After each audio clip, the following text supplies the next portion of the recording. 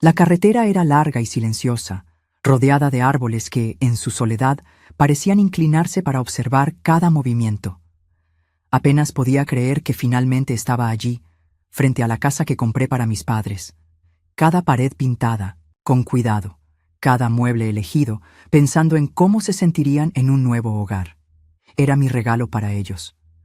Algo que significaba más de lo que las palabras podrían expresar. El sueño se volvía real. Aparqué el coche y me quedé un momento en silencio, observando la casa a la distancia. El sol comenzaba a ponerse, tiñendo las nubes de un naranja suave, pero la sensación que me invadía era fría. Algo estaba mal. La puerta principal estaba ligeramente entreabierta, algo que nunca sucedería si mi padre estuviera en casa. El ambiente parecía vacío de una manera incorrecta. Un escalofrío recorrió mi espalda. Me quité el cinturón de seguridad y caminé hasta la entrada. El viento, ya frío, susurraba entre los árboles, y el silencio era más pesado de lo normal. Cuando puse la mano en la manija y la giré lentamente, un nudo se apretó en mi estómago. El aire olía a moho, como si el tiempo se hubiera detenido, allí. Entré. La casa estaba desordenada, con los muebles fuera de lugar. Había una extraña sensación de abandono, y entonces los vi. Mis padres, tendidos en el suelo de la sala, inmóviles. No hubo gritos, no hubo lucha, solo el silencio, que ahora se volvía insoportable. Lo que parecía una sorpresa feliz se transformó en una pesadilla instantánea. Mis rodillas flaquearon, mis manos temblaban, incapaces de sostener la llave que aún llevaba conmigo. Corrí hacia ellos, pero al ver sus rostros sin vida, el grito, atrapado en mi garganta, se disolvió en un silencio aún más profundo. Estaban muertos. La policía llegó rápido, pero la explicación que me dieron parecía vacía. Muerte natural. Esas palabras no encajaban. No podían ser ciertas. Algo dentro de mí sabía que había más en esa historia. Y cuando la autopsia reveló el veneno, una verdad terrible tomó forma. No fue un accidente. No fue un destino cruel. Mi propio hermano los había matado. Los envenenó. Quería creer que estaba soñando, que despertaría de una pesadilla. Pero no era un sueño, era la realidad, y mi mundo se había derrumbado. No solo estaba destrozada, estaba furiosa. Furiosa de una manera que nunca imaginé sentir. Y sin querer, lo supe. La venganza comenzaría en ese momento. No sabía qué hacer con el dolor. Miré los cuerpos de mis padres y al mismo tiempo sentí un vacío inmenso dentro de mí. No era solo la pérdida lo que me consumía, sino la forma en que había sucedido. ¿Cómo alguien que debería protegerme, alguien de mi propia familia, había sido capaz de hacer esto? Mi hermano, Ricardo, siempre tuvo un hambre insaciable por más. Dinero, poder, prestigio. Y ahora entendía que estaba dispuesto a todo para alcanzarlos, incluso a matar. Cuando finalmente logré regresar a casa, el peso sobre mis hombros era insoportable. Cada paso resonaba en mis oídos, cada respiración se volvía más pesada que la anterior. Ya no había duda. Ricardo estaba involucrado. Siempre había sido la persona más cercana, en quien todos confiaban. Él, que siempre aparecía tan impecable, en su traje, con sus discursos sobre justicia, sobre honor, ahora era responsable de la mayor traición posible. Mi cuerpo temblaba mientras recordaba nuestra última conversación. Siempre se mostró distante, pero educado.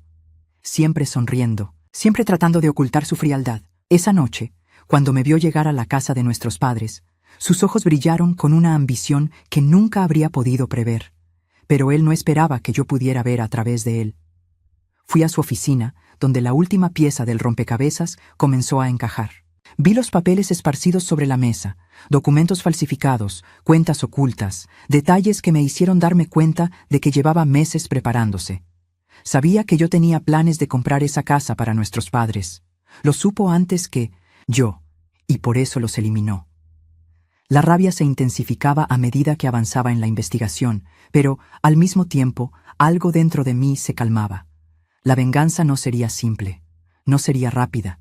No acabaría con él de una forma que pudiera librarse fácilmente. Tenía que pagar, pero no de la manera que esperaba.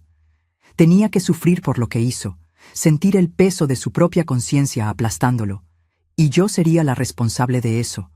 Sabía que debía ser cuidadosa. Con los ojos de todos puestos en él, lo último que quería era parecer alguien en busca de justicia. Yo no buscaba justicia.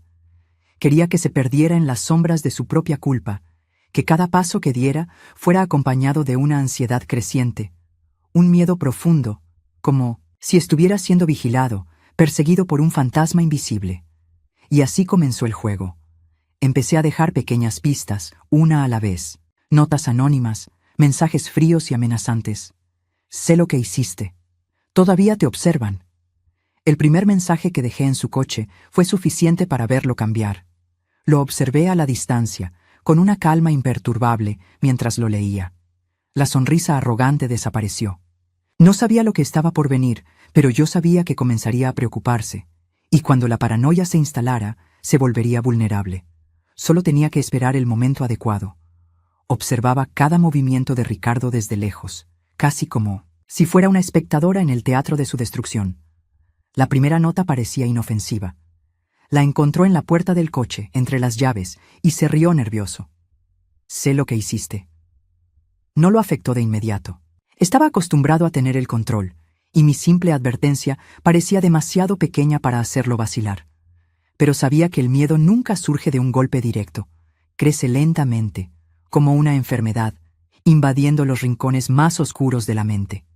Entonces apareció la segunda nota. La dejé en su oficina, dentro de un libro que nunca volvería a usar. Todavía te observan. El tono más agresivo estaba calculado.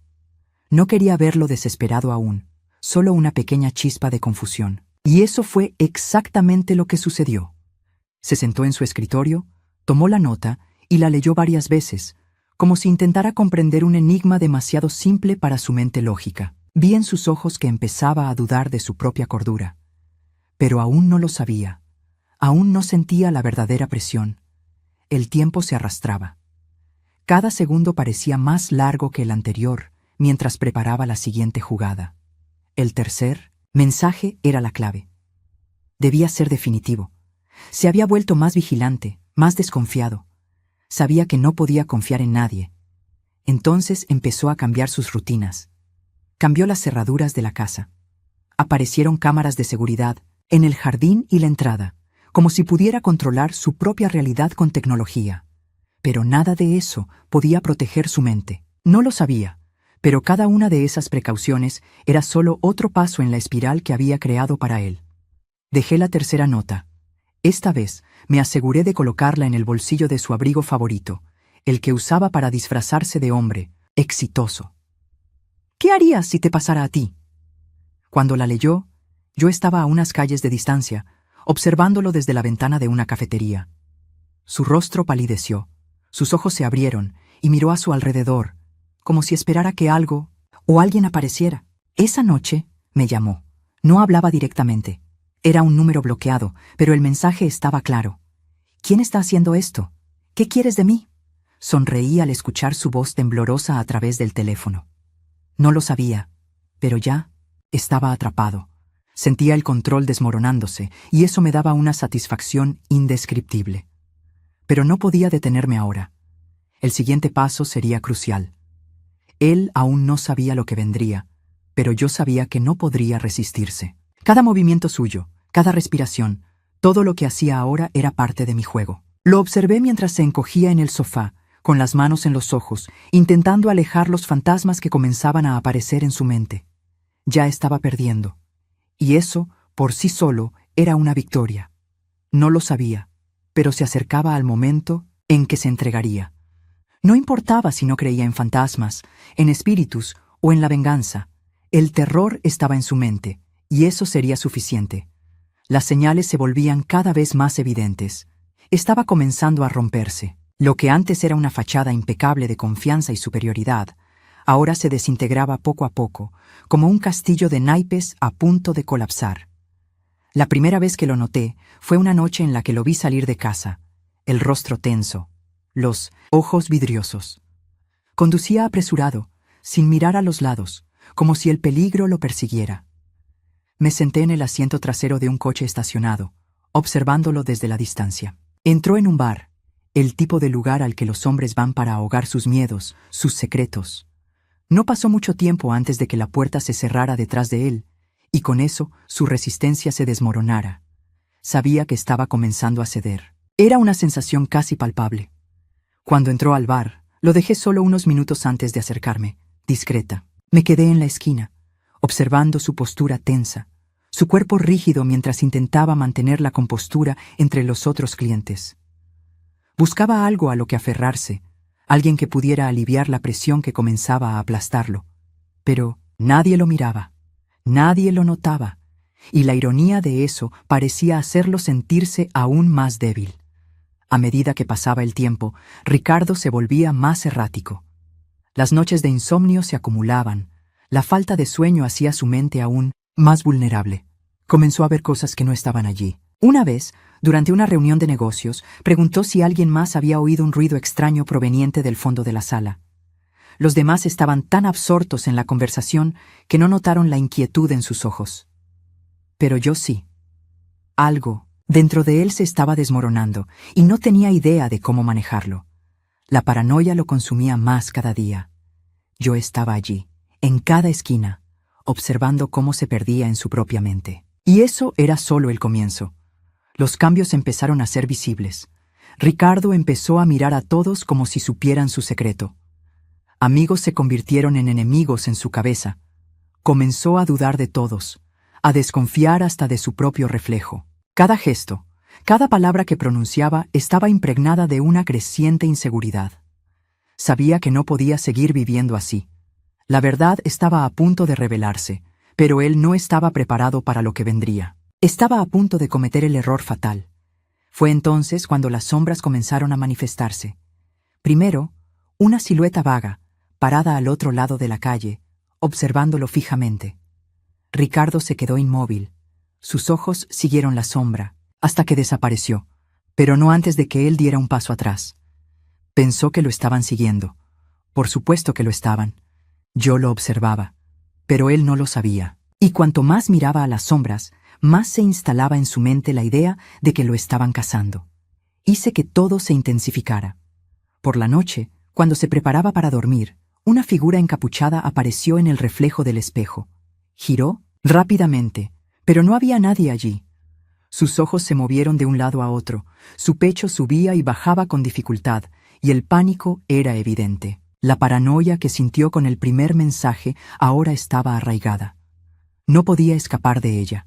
Empezaba a ver fantasmas donde no lo sabía, y esa era la fragilidad que buscaba. Sabía que su propia mente lo estaba traicionando, pero aún no podía reconocer hasta qué punto había llegado. El miedo a ser observado lo consumió de manera implacable. Comenzó a cuestionar su propia cordura.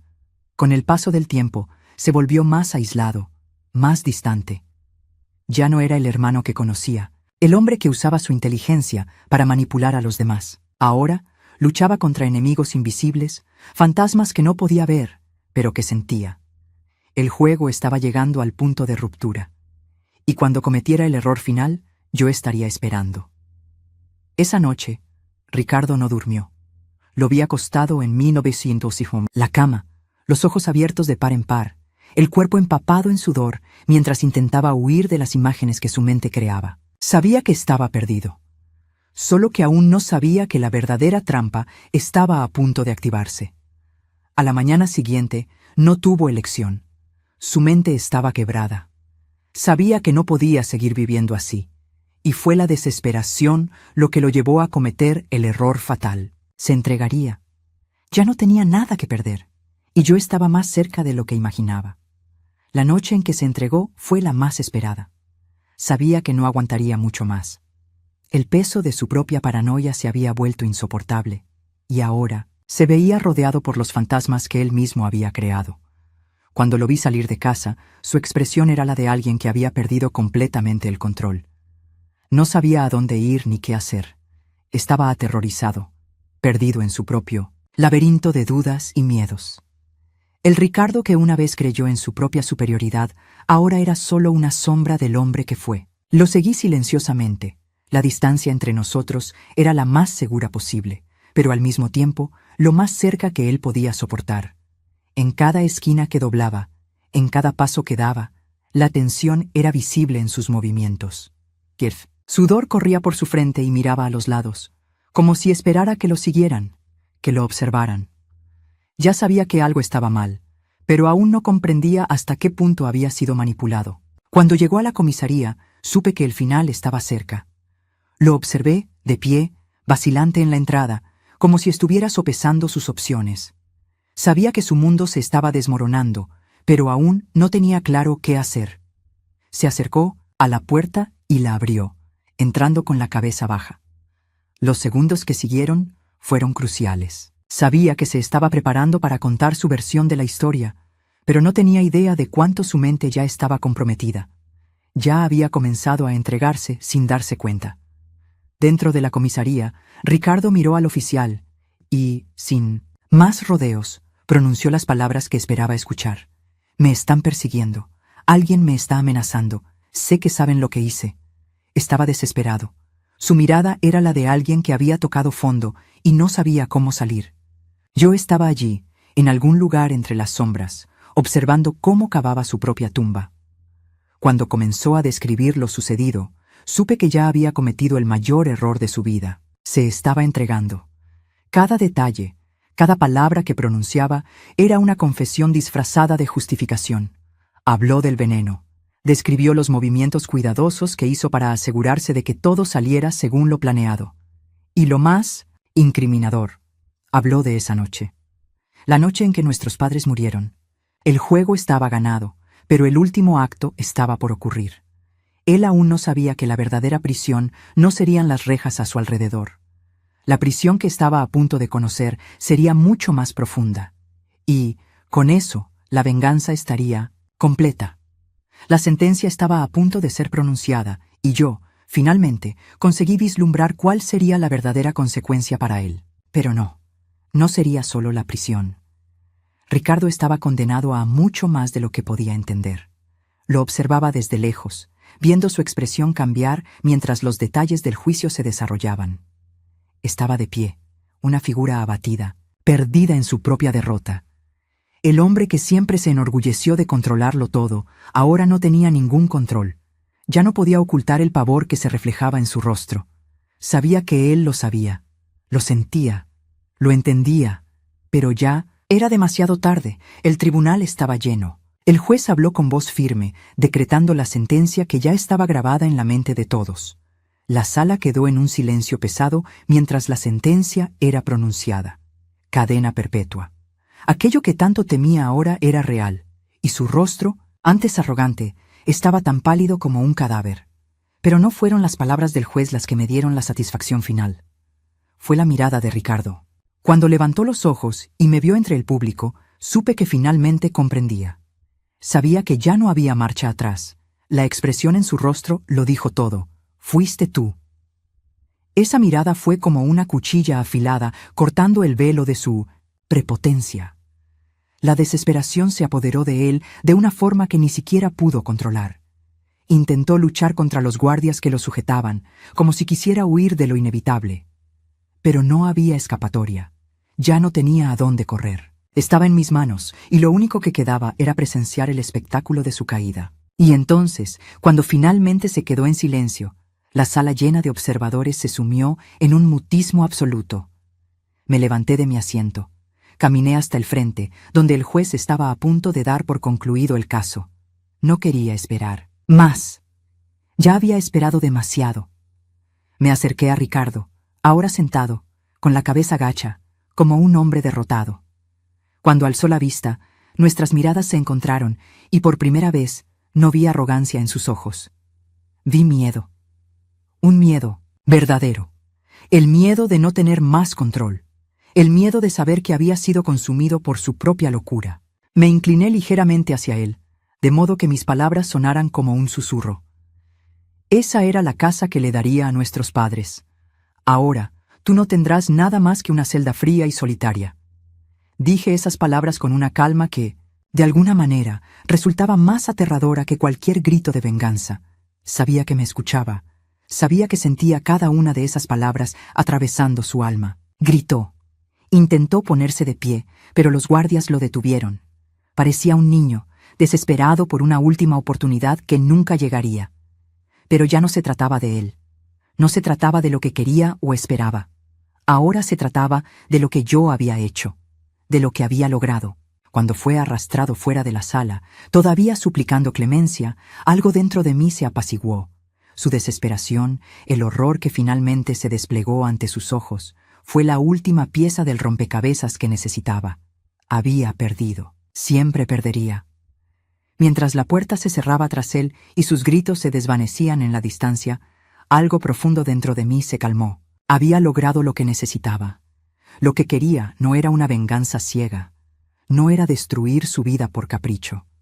Lo que realmente quería era verlo perderlo todo, incluso su dignidad. Quería verlo derrumbarse de una manera que nunca imaginó posible. Y al hacerlo, me dio algo que no podía quitarme, la satisfacción de saber que nunca más encontraría paz. Pero había algo más, algo que aún no estaba completamente resuelto. Sabía que no podía seguir esperando que todo se resolviera por sí solo. El final de esta historia no sería tan simple. Ricardo podría estar tras las rejas, pero la verdadera prisión, aquella que temió todo este tiempo, era el peso de sus propias acciones. Y al reflexionar sobre ello, comprendí que todavía quedaba algo por hacer, algo que él nunca imaginó, algo que ni él ni yo sabíamos que estaba por venir. Pero eso sería el próximo paso. Lo sabía y estaba lista para lo que viniera. La casa, que antes representaba mi pesadilla, ahora era un refugio silencioso. La fachada que un día soñé ver llena de vida, con mis padres sonriendo, ahora estaba vacía, como un eco de algo que nunca sucedió. Ellos no estaban allí, y nunca lo estarían. Pero todavía necesitaba darle un propósito a ese lugar. A mí mi dolor. No podía simplemente dejar que la casa se convirtiera en un recuerdo de tragedia. Tenía que transformar ese vacío en algo más, algo que tuviera sentido en medio de la destrucción. El sol entraba por las grandes ventanas de la sala, iluminando los muebles que habían sido cuidadosamente elegidos, pero que nunca llegaron a ser utilizados. Miré a mi alrededor, sintiendo una extraña sensación de paz, pero no una paz completa. Algo seguía incompleto, como si faltara la última pieza del rompecabezas. Sabía que mi camino aún no estaba cerrado. La venganza, la justicia, todo eso estaba resuelto, pero yo ya no era la misma persona. Ese hombre, ese hermano, el Ricardo que conocí, ya no existía. Y el dolor, la ira, ya no me consumían como antes. Ahora, necesitaba encontrar mi propósito. Fue entonces cuando decidí qué hacer con la casa. El lugar donde debieron haber vivido ahora sería un símbolo de algo más. Un refugio, un lugar donde otras personas pudieran encontrar paz y seguridad, lejos de las sombras que Ricardo trajo al mundo. Convertí la casa en un orfanato, algo que nunca habría ocurrido si todo hubiera sido diferente. Pero sabía que era lo que mis padres habrían querido. Siempre fueron personas de corazón generoso, siempre dispuestos a ayudar a los demás, aunque a veces no pudieran ver hasta qué punto puede llegar el dolor de un alma. Mientras organizaba la transformación de la casa, me di cuenta de algo que hasta ese momento me había pasado desapercibido. Ya no estaba atada al pasado. Ricardo, con su arrogancia, su manipulación, su ambición, ya no tenía poder sobre mí. Estaba tras las rejas, en un lugar donde ya no podía alcanzarme. Pero yo era libre, libre para seguir adelante. Libre para darle algo bueno al mundo, aunque las cicatrices aún estuvieran en mi pecho. Los días pasaron, y el orfanato comenzó a tomar forma. Niños, huérfanos de traumas mucho más profundos de los que jamás podría comprender, empezaron a encontrar refugio en aquel lugar que ahora llamaba hogar. A medida que sus risas llenaban los pasillos, el peso de la pérdida que cargaba comenzaba a disiparse. No podía borrar lo que Ricardo hizo, pero podía hacer que algo bueno surgiera de ello. Y, de alguna manera, eso era lo que mis padres habrían deseado. El teléfono sonó. Era lo último que esperaba. La voz del otro lado me dejó sin palabras por un instante. Ricardo está siendo trasladado a una prisión de máxima seguridad. Él quiere hablar contigo. No sabía qué pensar. Una parte de mí tenía curiosidad, Otra parte sentía un profundo rechazo. Sabía que quería algo, tal vez una última oportunidad de manipular, tal vez disculparse, pero la verdad era que no merecía ni mi atención ni mi compasión. Sin embargo, sabía que, de algún modo, necesitaba cerrar ese capítulo. Ya no era una amenaza, pero aún era un eco de lo que fui. Cuando salí de la prisión, entendí que la verdadera liberación no estaba en sus palabras, ni en el sufrimiento que seguiría enfrentando. La verdadera liberación estaba en mí, en la casa que ahora era un hogar, en las vidas que tocaría de manera diferente. Finalmente comprendía que la venganza no me curaría. Era la capacidad de seguir adelante, de crear algo nuevo y bueno, lo que finalmente borraba lo que él había hecho. Y con eso, la historia llegó a su fin. La venganza se había consumado, pero el perdón, ese aún estaba en mis manos. Y supe que al final de todo, el perdón no era para él, era para mí, porque finalmente entendí lo que realmente importa, la paz que encontramos después de la guerra.